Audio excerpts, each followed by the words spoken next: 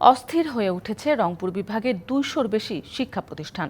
সংস্কারের নামে জোর করে শিক্ষকদের পদত্যাগে বাধ্য করছে শিক্ষার্থীরা। কেবল তাই নয়, অপমান অপদস্থ করার ভিডিও ছড়িয়ে দেওয়া হচ্ছে সামাজিক যোগাযোগ মাধ্যমে। ভেঙে যাচ্ছে শিক্ষক শিক্ষার্থীর সম্পর্কের বলয়। বিশ্লেষকরা বলছেন, আইন পরিপন্থী এ কাজে শিক্ষার্থীদের উৎসাহ দেওয়া হলে পুরো শিক্ষা খাতে নেতিবাচক প্রভাব পড়বে। অনিয়ম দুর্নীতির অভিযোগ তুলে সম্প্রতি রংপুর কালেক্টরেট স্কুল অ্যান্ড কলেজের অধ্যক্ষ মঞ্জুয়ারা বেগমকে পদত্যাগে বাধ্য করেন শিক্ষার্থীরা। একইভাবে প্রতিষ্ঠান প্রধানের পদত্যাগের দাবিতে রংপুর পুলিশ লাইন্স, সাহেবগঞ্জ উচ্চ বিদ্যালয়, দেউতি উচ্চ বিদ্যালয় ও কলেজ সহ বিভাগের ২০০-রও বেশি শিক্ষা প্রতিষ্ঠান এখন উত্তাল শিক্ষার্থী আন্দোলনে। শিক্ষকদের পদত্যাগে বাধ্য করার পাশাপাশি সামাজিক যোগাযোগ মাধ্যমে হেয় করার প্রতিবাদ জানিয়েছে বাংলাদেশ কলেজ বিশ্ববিদ্যালয় শিক্ষক সমিতি।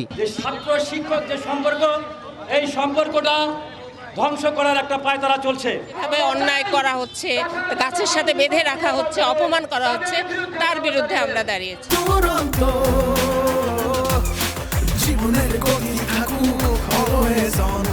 না বুঝে না শুনে শিক্ষকদেরকে চেয়ার থেকে নামানো, এটা যেন হয় না। তবে অভিযোগের দায় নিতে নারাজ বৈষম্য বিরোধী ছাত্র আন্দোলন। বিভিন্ন শিক্ষা প্রতিষ্ঠানে বৈষম্য বিরোধী ছাত্র আন্দোলনকে ব্যবহার করে বিভিন্ন শিক্ষকদেরকে পদত্যাগে বাধ্য করার যে ব্যাপার, সরাসরি জড়িত নয় বৈষম্য বিরোধী ছাত্র আন্দোলন।